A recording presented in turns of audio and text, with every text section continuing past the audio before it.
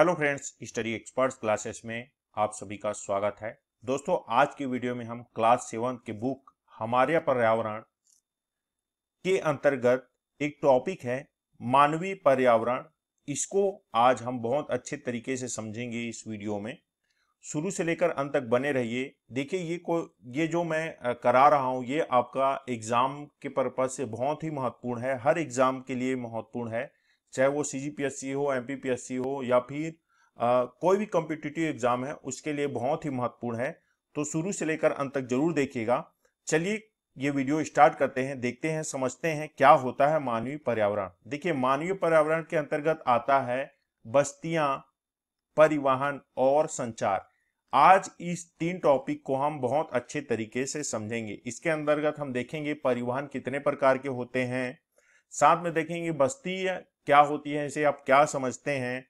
संचार के अंतर्गत हम देखेंगे कि क्या होता है संचार, जनसंपर्क माध्यम देखेंगे, परिवहन में जल मार्ग, रेल मार्ग, ये सभी चीजों को देखेंगे। चलिए देखते हैं। पहला कि बस्तियां होती क्या है। देखिए, बस्तियां की बात करें अगर हम बस्ती की, वे स्थान जहां लोग अपने घर बनाते हैं। प्रारंभिक मनुष्य वृक्षों एवं गुफाओं में निवास करते थे, यानी कि जब आदिम मानव काल था उस समय क्या है, मनुष्य वृक्षों पर और गुफाओं पर निवास किया करते थे। जब उन्होंने फसल उगाना चालू किया, तब क्या हुआ था कि अब फसल की देखरेख करने के लिए उनको क्या है, उस जगह का देखरेख के लिए स्थायी घर बनाने की आवश्यकता पड़ने लग गई। तो ये जो है बस्तियां स्थायी जब घर बनने लगे, यानी कि नदी के किनारे जो है छोटे छोटे घर बनने लगे, एक एक करके, तो वहां बस्तियों का डेवलपमेंट हुआ। जैसे देखिए, बस्तियों का विकास नदी घाटियों के निकट हुआ, क्योंकि वहां पर्याप्त मात्रा में जल उपलब्ध तथा भूमि उपजाऊ थी। क्यों उपजाऊ थी? क्योंकि अगर पानी की वहां कमी ना हो तो क्या होता है, वहां जो भूमि उपजाऊ नहीं होता है। वहां क्या है, भूमि उपजाऊ होता है, नहीं होता है बोल रहा हूं, उपजाऊ होता है, क्योंकि जल की उपलब्धता प्रचुर मात्रा में होगी। फिर समझते हैं। देखिए, व्यापार, वाणिज्य एवं विनिर्माण के विकास के साथ साथ ही मानव बस्तियां बड़ी होती गई। नदी घाटी के निकट बस्ती पनपने लगे और सभ्यता का विकास हुआ। देखिए, व्यापार, वाणिज्य और विनिर्माण के विकास के साथ जो है मानव बस्तियां धीरे धीरे बढ़ने लगी। देखिए, आप यहाँ पर एक चित्र देखिए, यहाँ पर ये रहा नदी। ये नदी, नदी के किनारे अब बस्ती जो है, छोटे छोटे घर बनने लगे, बड़े घर बनने लगे। अब ये एक एक करके पूरे इलाके पे बनने लगे।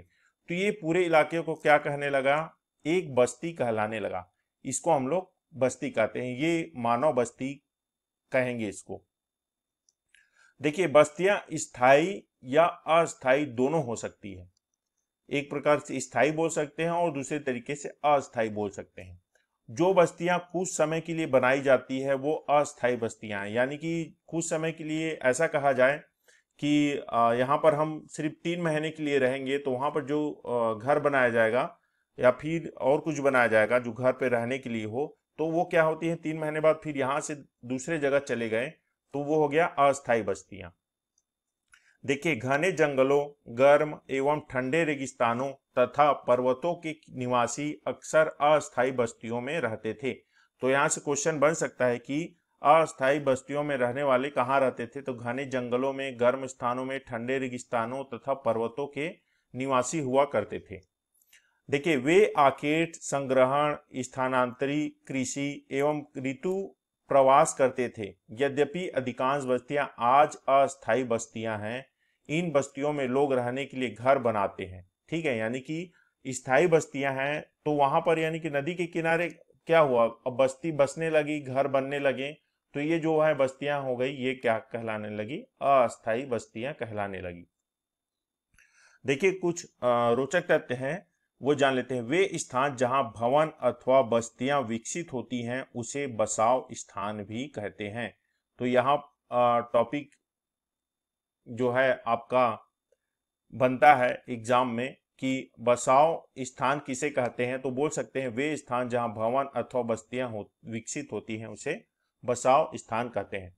आदर्श बसाव स्थान के चयन के प्राकृतिक दशाएं हैं। अनुकूल जलवायु होना चाहिए, वहां पर जल की उपलब्धता होनी चाहिए, उपयुक्त भूमि होनी चाहिए और उपजाऊ मिट्टी होनी चाहिए।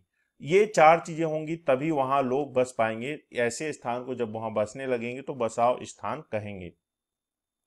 देखिए अब जानते हैं ग्रामीण बस्तियां क्या होती हैं। ग्रामीण और शहरी बस्तियां, दो तरह की बस्तियां कहा जा सकता है, एक ग्राम और एक शहरी। गांव ग्रामीण बस्ती होती है जहां लोग कृषि करते हैं, मत्स्य पालन करते हैं, वानिकी करते हैं, दस्तकारी एवं पशुपालन संबंधी कार्य जहां हो वहां ग्रामीण बस्तियां होती है। तो ऐसे जगह को ग्रामीण बस्तियां कहते हैं।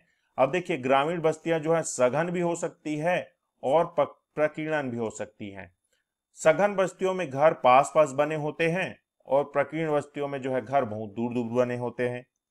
देखिए यहाँ पर आप जो चित्र देख रहे हैं, डायग्राम देख रहे हैं, ये क्या है, मानव के घर जो देखिए, मानव जो घर है, यानी कि जो घर है बस्ती है बहुत, जो घर है बहुत पास पास में है, देखिए यहाँ एकदम पास ही पास में है, तो इसको हम लोग बोलेंगे सघन बस्ती। इसी प्रकार अगर देखिए बात करते हैं प्रकीर्णन बस्तियों में लोग घर दूर दूर व्यापक क्षेत्र में फैले होते हैं। इस प्रकार की बस्तियां मुख्यतः पहाड़ी क्षेत्रों में, घने जंगलों और अति विषम जलवायु क्षेत्रों में पाई जाती है। यहाँ चित्र में देखिए एक घर यहाँ है तो दूसरा घर और दूर में है और तीसरा दूर और दूर में, इधर है दूर में, तो ये जो बस्ती है इसको हम लोग प्रकीर्ण बस्ती कहेंगे। ठीक है दोस्तों, यहां तक आपको समझ में आया। चलिए अब जानते हैं परिवहन के बारे में। परिवहन लोगों एवं सामान के आवागमन के साधन होते हैं जो पुराने समय में अधिक दूरी की यात्रा करने में अत्यधिक समय लगता है। देखिए परिवहन वे हैं जो सामान हो गया, आवागमन हो गया, हमको यहाँ से दूसरे जगह जाना है तो हमको क्या जरूरत पड़ेगी, बाइक की जरूरत पड़ेगी, ट्रेन की जरूरत पड़ेगी, कार की जरूरत पड़ेगी, एरोप्लेन हो गया, हवाई जहाज हो गया, तो ये सभी क्या है परिवहन के अंतर्गत आती है। अब क्या है पुराने जमाने में हम लोग जाते हैं तो उस समय जो है ये सब चीजें नहीं हुआ करती थी, बाइक हो गया, ट्रेन हो गया और चीजें, तो जो है जो कि दूरी यात्रा करने में क्या लगता था, हमको बहुत अधिक समय लगता था। उस समय लोग पैदल चलते थे एवं अपने सामान को ढोने के लिए पशुओं का उपयोग किया करते थे।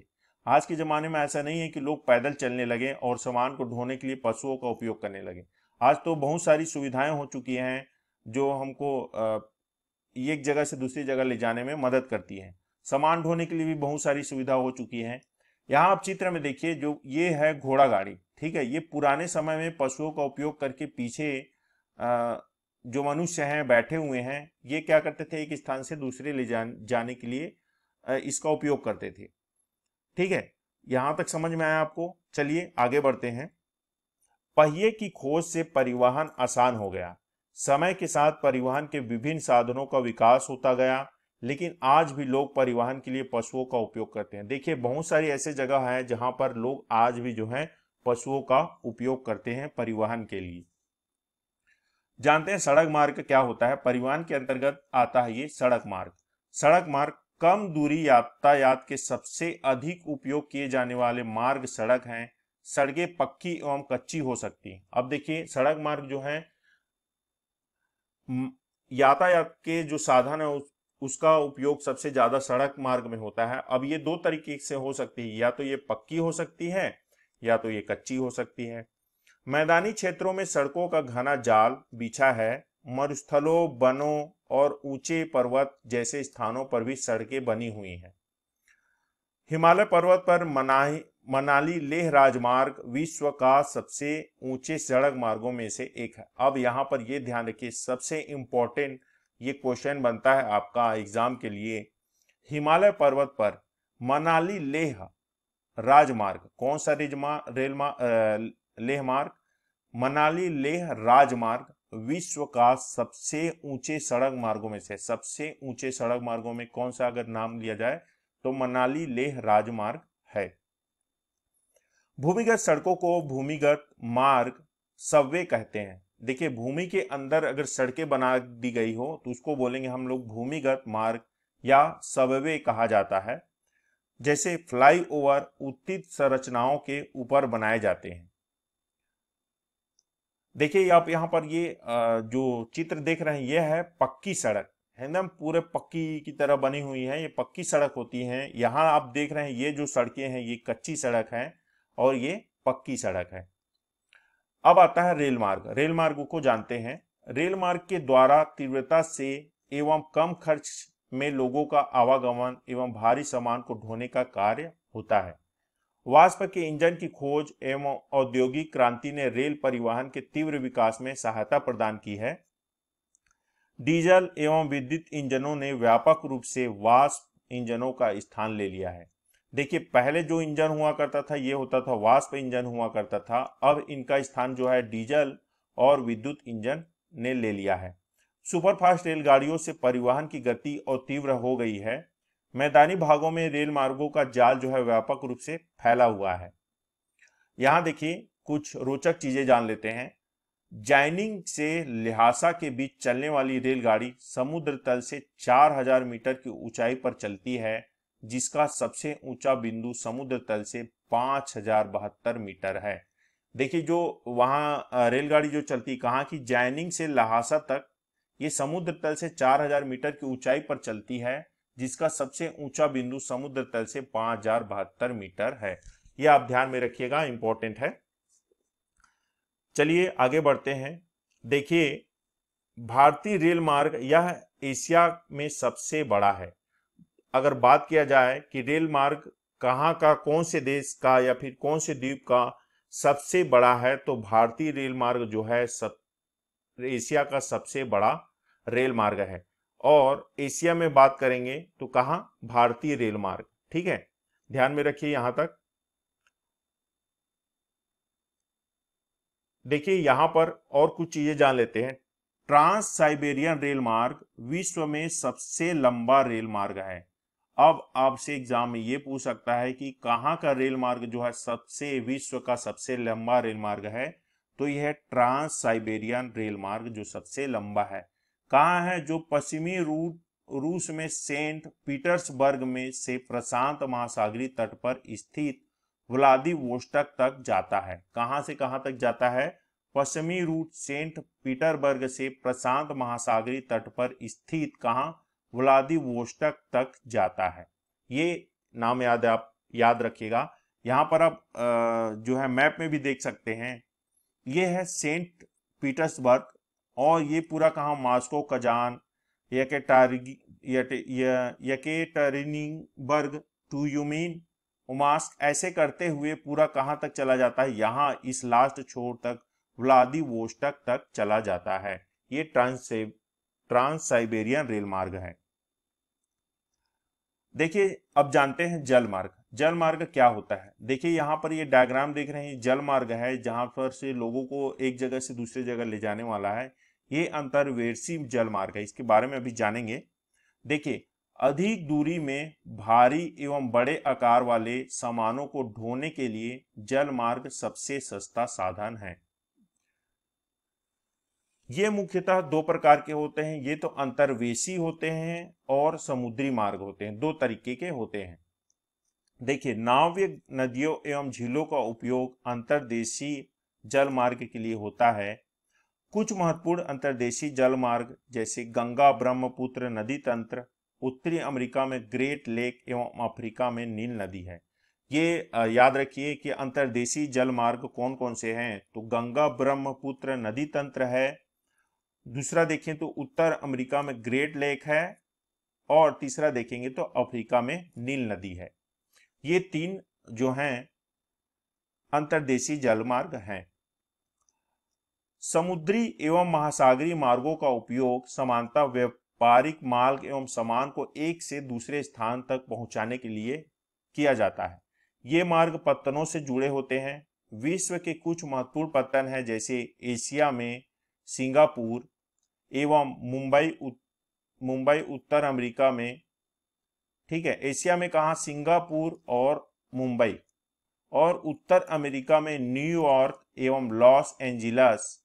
दक्षिण अमेरिका में बात करेंगे तो रियो दी जेनेरियो, और अफ्रीका में डरबन एवं केप टाउन है, और ऑस्ट्रेलिया में सिडनी है, और यूरोप में लंदन है। विश्व के ये कुछ महत्वपूर्ण पत्तन हैं। ठीक है, एशिया में कहा, सिंगापुर और मुंबई, उत्तर अमेरिका में न्यूयॉर्क और लॉस एंजिलस, दक्षिण अमेरिका में रियो दी जेनेरियो, अफ्रीका में डरबन एवं केप टाउन, ऑस्ट्रेलिया में सिडनी एवं लंदन। ठीक है, यूरोप में जो है लंदन है। अब जानेंगे वायु मार्ग। यहां तक हमने समझ गया कि जल मार्ग को जान लिया, परिवहन में रेल मार्ग को जान लिया, अब जानते हैं वायु मार्ग को। देखिए 20वीं सदी के आरंभ में विकसित यह परिवहन का सबसे तीव्र मार्ग है। ईंधन की लागत अधिक होने के कारण यह सर्वाधिक महंगा साधन है। वायु यातायात खराब मौसम जैसे कोहरे एवं तूफान से कुप्रभावित होता है। यह यातायात का अकेला साधन है जो सर्वाधिक दुर्गम एवं दुरूह स्थानों तक पहुंच सकता है, विशेष रूप से जहां सड़कें एवं रेल मार्ग जो नहीं है वहां पर हम वायु मार्ग की सहायता से आराम से पहुंच सकते हैं। हेलीकॉप्टर अगम्य स्थानों एवं संकटकालीन स्थितियों में लोगों को बचाने एवं भोजन जल कपड़े एवं दवाएं बांटने के लिए एक बहुत ही उपयोगी साधन है। कुछ महत्वपूर्ण हवाई पत्तन हैं जैसे दिल्ली है, मुंबई में है, न्यूयॉर्क में है, लंदन में है, पेरिस है, फ्रैंकफर्ट है एवं काहिरा। ये जो हैं ये हवाई पत्तन है, प्रमुख हवाई पत्तन है महत्वपूर्ण। अब जानते हैं संचार के बारे में। संचार क्या है जानिए। संचार देखिए इस चित्र को देखिए, आपको लग रहा होगा कैसे कैसे संचार है। आप समझिए इसको, मैं आपको बताता हूं कैसे। संचार दूसरों के पास तक सूचना पहुंचाने की प्रक्रिया है। जैसे मैं एक व्यक्ति को कुछ बात बताया यहाँ पर, ठीक है, कि कोई व्यक्ति है वो बताया कि इसका लड़का जो है आईएएस बन गया है, ठीक है, या फिर और कुछ, और एक व्यक्ति को जो है नहीं पता है कि वो क्या कर रहा है, तो ये क्या किया, यहाँ आकर इसको बताया। तो ये एक प्रकार का सूचना जो है किसको बता रहा है, दूसरे व्यक्ति को। तो ये एक संचार हुआ। तकनीकी विकास के साथ मानव ने संचार के नए एवं तीव्र साधनों का विकसित कर लिया है। देखिए संचार के क्षेत्र में विकास से विश्व में सूचना की क्रांति आई है। सूचना प्रदान करने के लिए, शिक्षा एवं मनोरंजन के लिए संचार के विभिन्न साधनों का उपयोग होता है। समाचार पत्रों, रेडियो एवं टेलीविजन के द्वारा हम बड़ी संख्या में लोगों के साथ संचार कर सकते हैं, इसलिए इनको हम जनसंपर्क माध्यम कहते हैं। तो यहाँ पर आप देख सकते हैं कि जनसंपर्क माध्यम क्या हो सकता है। तो समाचार पत्र हो सकता है, रेडियो हो सकता है, टेलीविजन हो सकता है। ये सभी जो चीजें हैं जनसंपर्क माध्यम हैं, और बहुत सारी चीजें हैं जो जनसंपर्क माध्यम हैं। देखिए सैटेलाइट में संचार में तीव्रता आई है। तेल की खोज, वनों का सर्वेक्षण, भूमिगत जल खनिज संपदा, मौसम पूर्वानुमान एवं आपदा पूर्व चेतावनी आदि में सैटेलाइट जो है सहायक है। ये एक संचार का माध्यम है सैटेलाइट। यह हमको बहुत सारी चीजें जो है पहले ही बता देता है कि जैसे तेल की खोज जो है कहाँ पर हो रही है, वनों का सर्वेक्षण सबसे ज्यादा कहाँ वन है, भूमिगत जल, ये सब चीजें, मौसम पूर्वानुमान की कहाँ आंधी तूफान आने वाला है या बारिश होने वाली है, ये सभी चीजें हमें सैटेलाइट बता देता है। यहाँ देखिए मैप से हम कुछ चीजें समझते हैं। देखिए जहां पर आपको जितने भी ये छोटे छोटे डॉट दिख रहे हैं, यहाँ पर दो चीजें हैं। या तो एक है समुद्र और हवाई पतन, या तो यहाँ तो समुद्र का स्टेशन बोल सकते हैं और हवाई का स्टेशन बोल सकते हैं, जहां पर एरोप्लेन वगैरह आकर रुकती हों। और यहाँ पर क्या है, जहाजें हो गई, बड़ी बड़ी जहाजें हो गई आकर रुकती हैं। तो ये जो है हवाई पतन है, प्रमुख समुद्र और हवाई पतन। अब देखिए ये जो रेड कलर का दिख रहा है आपको, जैसे कि यहाँ से लॉस एंजिलन से कहाँ आया है, सेटियागा आया है। तो ये जो है ये प्रमुख वायु मार्ग है, यानी कि ऊपर से उड़ते हुए सीधा कहाँ, सेटियागा पहुंच गए। इसी तरह बाकी जो चीजें हैं वो देख सकते हैं आप, पॉज करके भी आप इसको अच्छे से देख सकते हैं, समझ सकते हैं। अब देखिए छोटे छोटे जो छोटे छोटे ये डॉटेड हैं, ये जो डॉटेड वाली लाइन है, ये हमारा जल मार्ग है। ठीक है, रियो दी जेनेरियो से कहाँ जा रहा है, केप टाउन जा रहा है, ये जल मार्ग है। तो ये इस प्रकार से एक दूसरे से जो है बंधे हुए हैं। इतना ही। अगर ये वीडियो आपको अच्छा लगा तो वीडियो को लाइक जरूर करें, अपने दोस्तों के साथ शेयर करें, और हमारे चैनल को आपने अभी तक नहीं सब्सक्राइब किया है तो प्लीज़ हमारे चैनल को सब्सक्राइब कर लें, और बेल आइकन की घंटी भी जरूर प्रेस करें ताकि आने वाले वीडियो की नोटिफिकेशन सबसे पहले आप तक पहुंचे। दोस्तों वीडियो सच में आपको अच्छा लगा हो तो कमेंट जरूर करें कि ये कैसा है आपको, और किस टॉपिक पर चाहिए ये भी हमें बताएं और कमेंट करना ना भूलें। धन्यवाद।